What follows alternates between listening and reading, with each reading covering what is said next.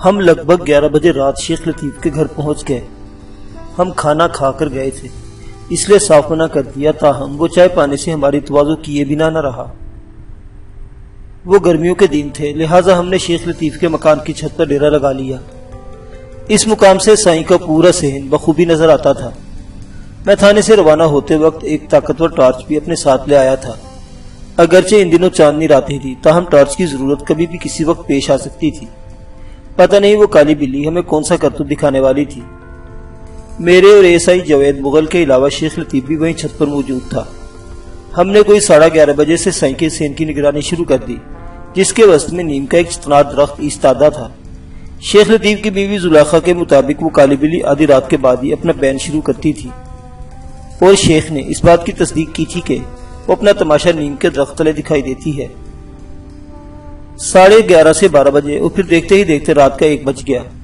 ہم بڑی توجہ سے اس کالی بلی کا انتظار کر رہے تھے، جو گزشتہ 3 راتوں سے نیم کے پیڑ تلے آہو بکا کا ایک بازار کرم کرتی تھی، لیکن اس رات دور دور تک اس کی آمد کے آثار نظر نہیں آئے۔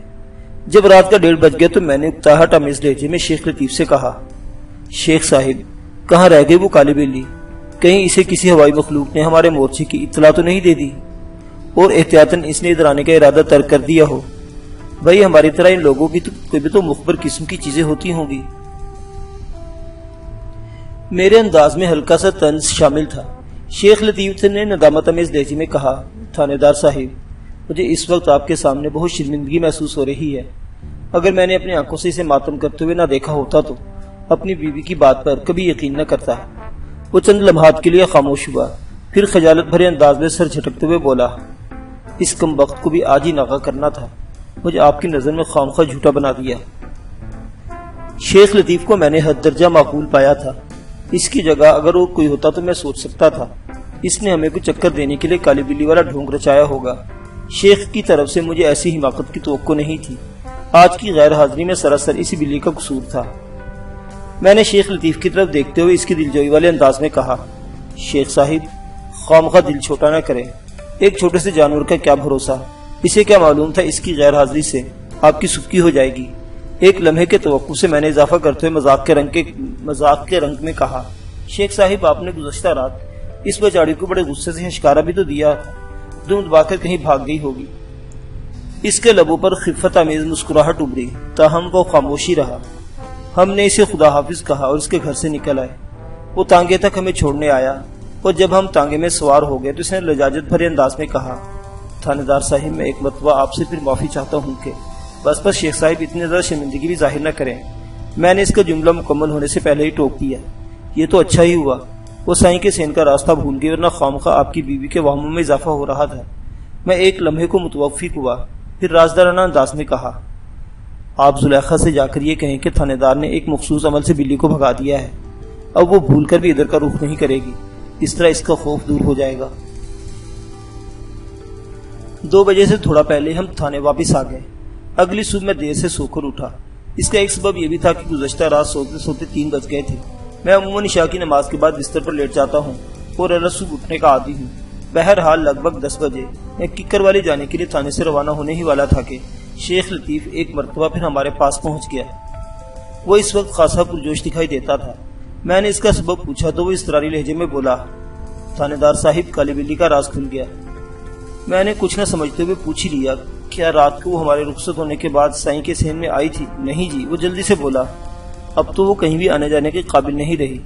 اس نے خاصے دل گرفتہ انداز میں بتایا، ہماری گلی کے آخری سرے پر جو کچرے کا ڈھیر ہے نا، وہ ادھر مری پڑی ہے۔ میں صبح اپنی دکان کی طرف جا رہا تھا تو اسے دیکھا۔ اوہ، میں نے متصافانہ انداز میں کہا، اس لیے وہ گزشتہ رات سائیں کے صحن میں حاضری نہیں دے سکی۔ بہرحال بلی کم خوف دور۔ میں نے تھوڑا توقف کیا، پھر بات مکمل کرتے ہوئے کہا، کالی بلی کی موت سے آپ کی پریشانی تو ختم ہوئی؟ ان عورتوں کی پریشانیاں کبھی ختم نہیں ہوتی جناب۔ وہ مایوسانہ انداز میں گردن ہلاتے ہوئے بولا، اب زلیخا کو ایک اور وہم نے آ گھیرا ہے۔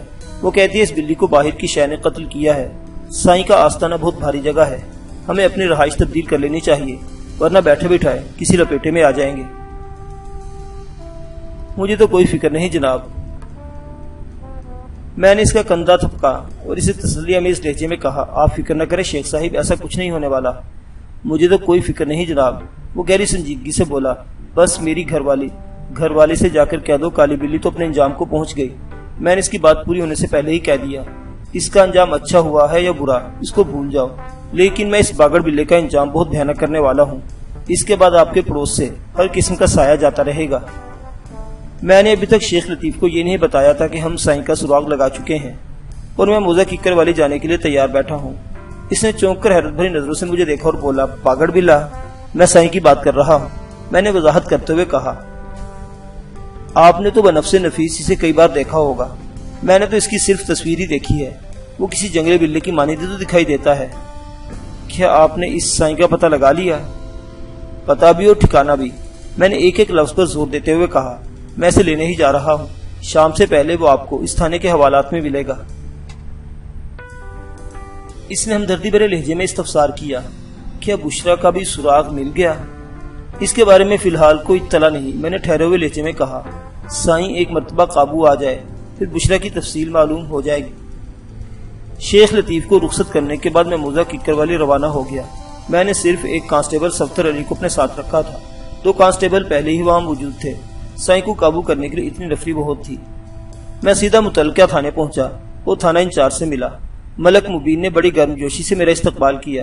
رسمی الیکس لیک کے بعد میں موضوع کی طرف آ گیا تھا اور پوچھا، میرے مطلوبہ افراد کے بارے میں کیا خبریں ہیں ملک صاحب؟ میں نے نہایت ہی رازدارانہ انداز میں تحقیق کی ہے اور صرف ایک شک کا سراغ لگانے میں کامیاب ہو گیا ہوں۔ ملک مبین نے گہری سنجیدگی سے کہا، آپ کے مطلوبہ سائیں کو چودھری نور عالم نے اپنی حویلی میں پناہ دے رکھی ہے، لیکن آپ نے بشرا نامی جس عورت کا ذکر کیا ہے وہ حویلی کے اندر موجود نہیں، بلکہ میری تفتیش کے مطابق سائیں اکیلا ہی ککر والی پہنچا ہے۔ میں نے ایک طویل سانس خارج کی۔ بشرا کے بارے میں اب سائیں ہی سے پوچھنا پڑے گا۔ ایک لمحے کو رک کر میں نے اضافہ کرتے ہوئے کہا، چودھری نور عالم کو تو کسی قسم کا کوئی شک نہیں ہوا نا؟ سوال ہی پیدا نہیں ہوتا ملک صاحب، ملک مبین نے اپنی مونچھوں کو تاؤ دیتے ہوئے کہا۔ میں نے اس سلسلے میں بہت احتیاط برتی ہے، کیونکہ یہ صرف آپ ہی کا نہیں بلکہ میرا بھی مشن ہے۔ وہ چند لمحات کے لیے سانس لینے کو رکا، پھر بات جاری رکھتے ہوئے بولا، یہ چودھری نور عالم بھی بندہ ٹھیک نہیں ہے، گاہے بگاہے اس کے شکایات مجھ تک پہنچتی رہتی ہیں، لیکن اس پر ہاتھ ڈالنے کا موقع مجھے نہیں ملا۔ اتفاق سے یہ موقع اب ہاتھ لگا ہے۔ آپ سائیں کے معاملے سے نمٹا، میں ایک مجرم کو پناہ دینے کے جرم میں چودھری کو دھر لوں گا۔ آئیڈیا اچھا ہے، میں نے سراہنے والے انداز میں کہا۔ اس نیک کام میں ایک لمحے کی بھی تاخیر مناسب نہیں ہوگی۔ آئندہ 10 منٹ کے اندر ہم تینوں تھانے سے نکل کر چودھری کی حویلی کی سمت روانہ ہو گئے۔ 3 کانسٹیبلز میرے عملے کے تھے، 3 ملک مبین نے اپنے تھانے کی نفری سے لے لیے۔ ککر والی پہنچتے ہی ہم نے ان 6 کانسٹیبلز کو چودھری کی حویلی کے چاروں طرف پھیلا دیا۔ وہ سب سادہ لباس میں تھے، لہذا کسی کو ان کی سرگرمی پر شک نہیں گزر سکتا تھا۔ انہوں نے اس طرح حویلی کو اپنے نرغے میں لے لیا کہ حویلی کے کسی بھی حصے سے اندر باہر جانے والا ان کی نظروں سے پوشیدہ نہیں رہ سکتا تھا۔ انہیں ہدایت کر دی گئی کہ کسی بھی شخص کو قابو کرنے کے لیے وہ کوئی بھی انتہائی قدم اٹھا سکتے ہیں۔ میں ملک مبین کے ساتھ حویلی کے اندر چلا گیا۔ چودھری نور عالم نے بڑی بے دلی سے ہمارا استقبال کیا۔ وہ مبین کا صورت آشنا تھا، اسے دیکھتے ہی پہچان گیا۔ میں سادہ لباس میں تھا، لہذا اس نے مجھ پر ایک اچرسی سی نظر ڈالی اور ملک مبین کی طرف متوجہ ہوتے ہوئے بولا، ملک صاحب خیریت تو ہے؟ آپ کو مجھ جیسے ناچیز سے کیا کام پڑ گیا؟ چودھری کے انداز میں گہرا طنز بھرا ہوا تھا۔ اس سے مجھے یہ سمجھنے میں ذرا بھی دقت نہیں ہوئی کہ وہ اپنے علاقے کے تھانہ انچارج سے خوش نہیں تھا اور یہ صورتحال یک طرفہ نہیں تھی۔ نور عالم مجھے ایک مغرور اور اجڑ قسم کا چودھری محسوس ہوا۔ ایسے لوگ اپنی طاقت کے گھمنڈ میں کسی کو کچھ نہیں سمجھتے۔ ملک مبین کی برگشتگی بجا تھی۔ اس نے چودھری کے سوال کا جواب دیتے ہوئے کہا، کام مجھے نہیں بلکہ ان ملک صاحب کو ہے۔ اس نے میری طرف اشارہ کیا اور بات جاری رکھتے ہوئے بولا، ان کے 2 بندے کھو گئے ہیں جن کی تلاش میں یہ ککر والی آئے ہیں۔ میں تو خواہ ہی اپنے تھارے داری چمکانے کے لیے ان کے ساتھ چلا آیا ہوں۔ اوہو، 2 ملک صاحب، کیا یہ آپ کے رشتہ دار ہیں؟ چودھری نے طنزیہ لہجے میں ملک مبین سے سوال کیا، لہذا جواب بھی اس نے دیا اور بڑا مدلل جواب دیا۔ اس نے کہا، پیشے کے لحاظ سے یہ میرے بیٹی بھائی ہیں، میری طرح یہ بھی ادھر اپنے تھانے کے انچارج ہیں۔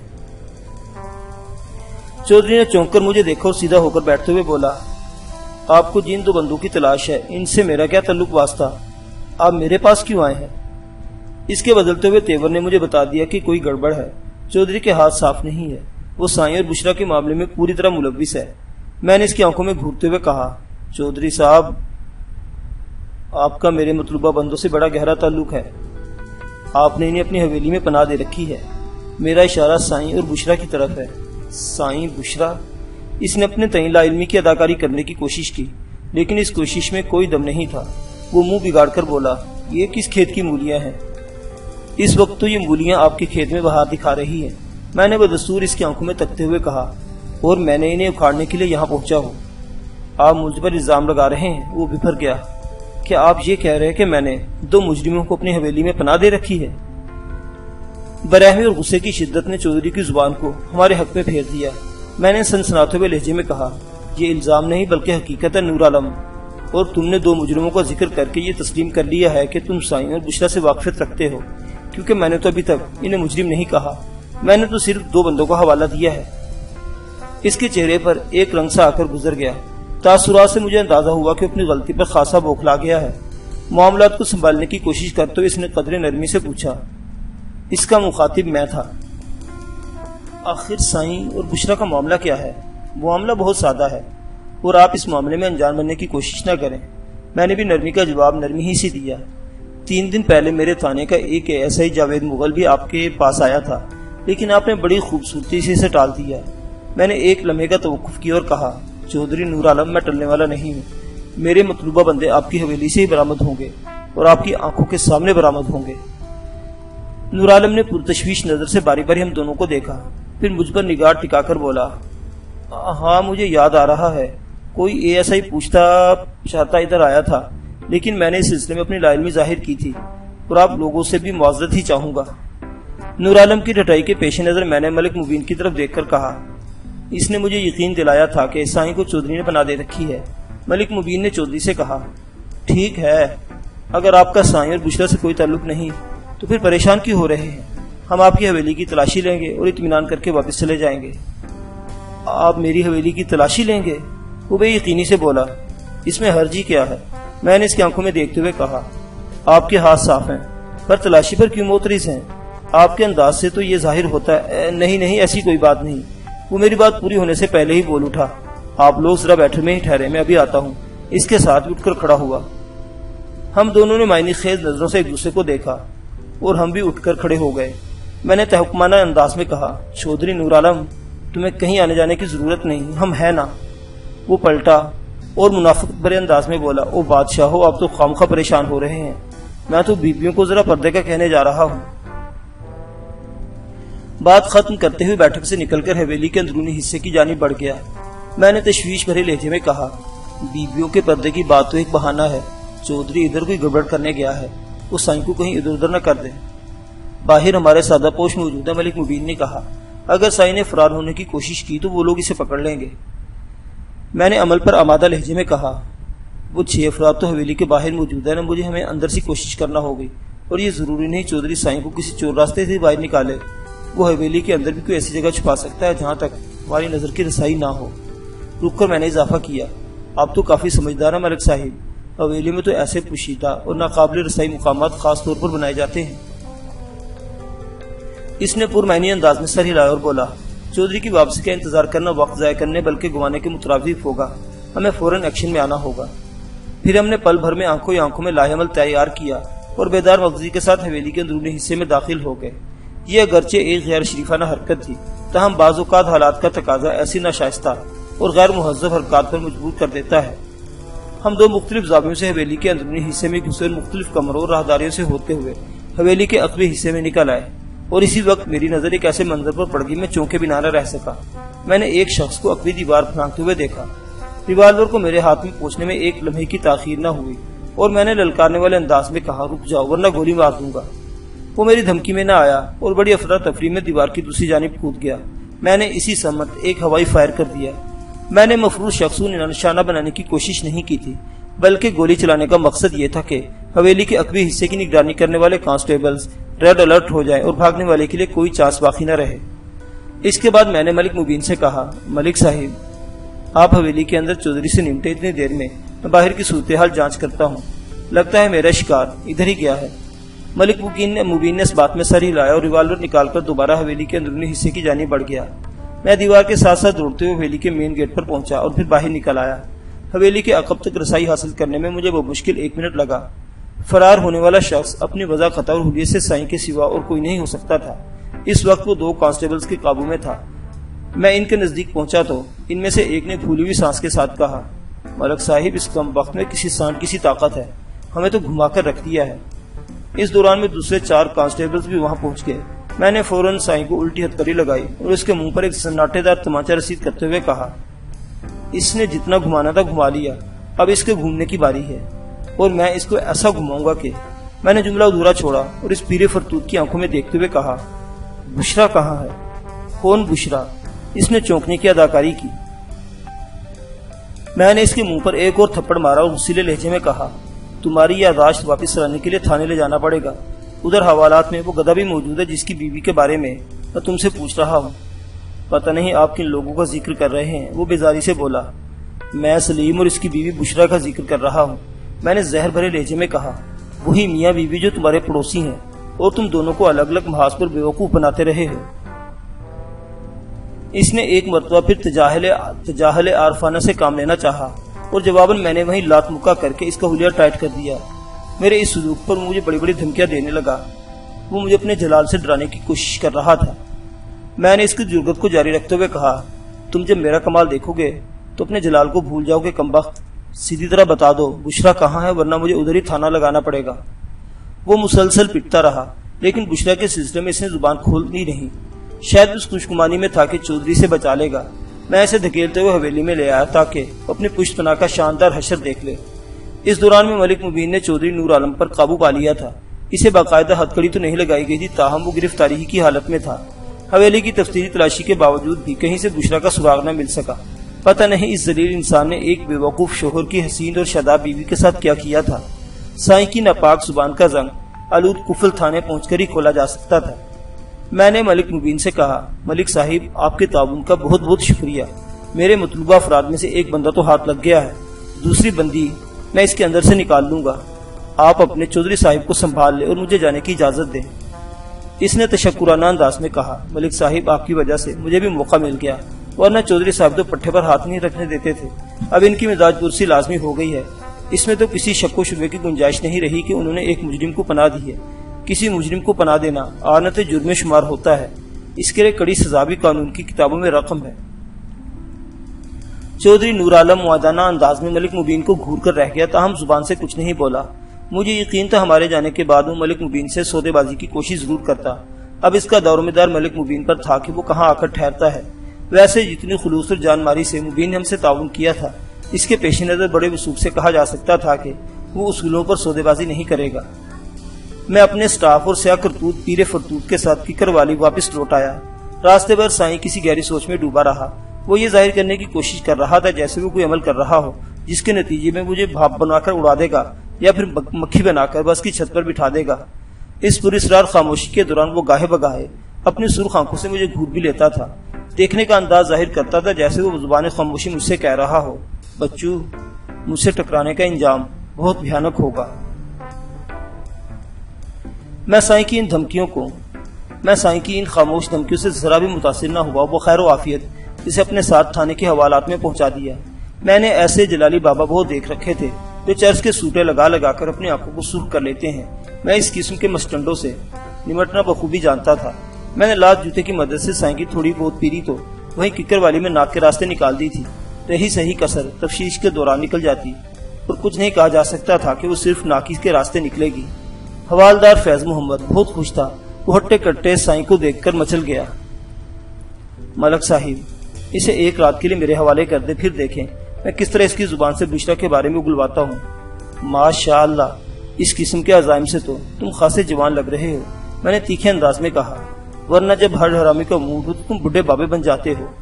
وہ خجالت امیز انداز میں ہنسا اور کہنے لگا، ملک صاحب میں تو بڈھا ہی ہو گیا ہوں، اس لیے کہہ رہا ہوں کہ آخری حصے میں مجھے سائیں جیسے روحانی بزرگ کی تھوڑی خدمت کر لینے دے، ہو سکتا ہے اسی طرح میری عاقبت سنور جائے۔ عاقبت سنوارنے کا حق ہر انسان کو حاصل ہے، لہٰذا میں نے حوالدار فیض محمد کو ایک پیرے فرتوت کی مٹھی چابی پر مامور کر دیا۔ اس خدمت گزاری سے پتہ نہیں حوالدار کی عاقبت سنوری یا نہیں، البتہ سائیں کی آخرت ضرور خراب ہو گئی۔ فیض محمد نے رات بھر سائیں کی وہ خاطرے کی کہ صبح تک وہ کسی ریکارڈ کی مانند بجنے کے لیے تیار ہو چکا تھا۔ میں نے اس ننگے انسانیت کا اقبالی بیان نوٹ کیا جس کے مطابق وہ میرے قائم کردہ اندازے پر پورا اترا تھا۔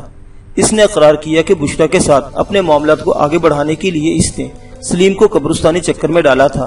وہ بیوقوف یہی سمجھتا رہا کہ سائیں کے بتائے ہوئے عمل سے بشرا اس کے قابو میں آ جائے گی اور وہ خبیث پیشوا اس کی بیوی پر قبضہ مضبوط کرتا گیا۔ بشرا کو اس نے اپنی لچھے دار جلالی باتوں میں اس طرح الجھایا کہ وہ ایک ہوس پرست انسان کے ہاتھوں کھلونا بن کر رہ گئی۔ کھلونا کھیلنے کے لیے ہوتا ہے، یہ جس کے ہاتھ میں ہو وہی اس سے کھیلتا ہے، اور بعض اوقات کھیلی کھیل میں کھلونے ٹوٹ بھی جایا کرتے ہیں۔ ٹوٹے ہوئے کھلونوں کو کچرے کے ڈھیر پر پھینک دیا جاتا ہے۔ بشرا بھی ٹوٹ گئی، ٹوٹ کر بکھر گئی، مگر سائیں نے اپنے جرم کے ثبوت کو کہیں پھینکنے کی بجائے ایک محفوظ جگہ چھپا دیا تاکہ کوئی اس کی خباثت سے واقف نہ ہو سکے۔ اگر وہ میرے ہتھے نہ چڑھتا تو شاید بشرا کی اکڑی ہوئی لاش خزاں سے پہلے کسی کی نگاہ میں نہ آتی۔ میں نے سائیں کی نشاندہی پر ایک مرتبہ پھر اس کے آستانے پر پہنچ گیا۔ اس مرتبہ سرکاری فوٹوگرافر بھی میرے ہمراہ تھا۔ ہم نے بانس والی سیڑھی کو چھت سے ہٹا کر نیم کے درخت کے تنے سے لگایا۔ پھر گنے درخت کے اوپری سرے تک پہنچنے میں ہمیں کسی دشواری کا سامنا نہیں ہوا۔ جہاں بشرا کی بے حرمت لاش مختلف شاخوں کے بیچ میں اس طرح پھنسائی گئی تھی کہ از خود اس کے نیچے گرنے کا امکان نہیں تھا۔ البتہ موسم خزاں میں جب پتجھڑ کے بعد وہ درخت ٹوٹ مٹ رہ جاتا تو بشرا کا بے قرو کفن لاشا ہر خاص و عام کو توجہ کا مرکز بن جاتا۔ بشرا کی لاش کے دریافت کے بعد بلی کے بین کی حقیقت بھی کھل گئی۔ بلی اور جسر سے دوسرے حیوان بہت زیادہ حساس ہوتے ہیں۔ ان کے حواس حیوان ناطق سے کہیں زیادہ طاقتور ہوتے ہیں اور وہ بہت سی ایسی باتوں کو محسوس کر لیتے ہیں جدھر بھولے سے بھی انسان کا دھیان نہیں جاتا۔ یا تو اس کالی بلی نے سائیں کو وہ مضموم کاروائی کرتے ہوئے دیکھ لیا تھا اور جانتی تھی بشرا کی ستم رسید لاش کو کہاں چھپایا گیا ہے، یا پھر یہ اس کا حیوانی وجدان تھا۔ بہرحال وہ ماتم گری سے بالکل صحیح جانب اشارہ کر رہی تھی۔ اس کی زندگی نے وفا نہ کی، ورنہ میں اسی رات اس راز تک پہنچ جاتا جب شیخ لطیف کی چھت پر ہم نے مورچہ لگایا تھا۔ سائیں نے 5 تولے سونے کے زیورات اور 600 روپے کی نقدی کی خرد کا بھی اقبال کر لیا۔ اس نے مال مسروقہ برآمد کر کے بدنصیب سلیم کے حوالے کر دیا۔ بشرا تو اس کے قابو سے بہت دور چلی گئی تھی، اسے واپس نہیں لایا جا سکتا تھا، لہٰذا میں نے سلیم کو ڈانٹ پھٹکار کے بعد آزاد کر دیا۔ وہ اگر حوالات میں بند رہتا تو بشرا کی تجہیز و تکفین کون کرتا؟ شیطان کوئی ایک ذات، کوئی ایک شخصیت نہیں، یہ بدی کی علامت ہے، اور یہ اتنا زیادہ صاحب اولاد ہے کہ ہر گلی کوچے میں اس کی نسل گردش میں ہے۔ یہ ابن شیطان بعض اوقات سائیں جیسے جعلی پیر کا روپ دھار لیتا ہے اور سادہ لو احمق افراد کو اپنے چنگل میں پھانس کر شیطانیت کا بازار گرم کرتا ہے۔ کاش ہمارے قانون کی کتابوں میں سائیں جیسے معاشرتی ناصوروں کے لیے بھی کوئی ایکٹ درج ہو جائے تاکہ ان کی مجرمانہ سرگرمیوں سے پہلے ہی ان کی سرکوبی ممکن ہو جائے۔ کاش، اے کاش۔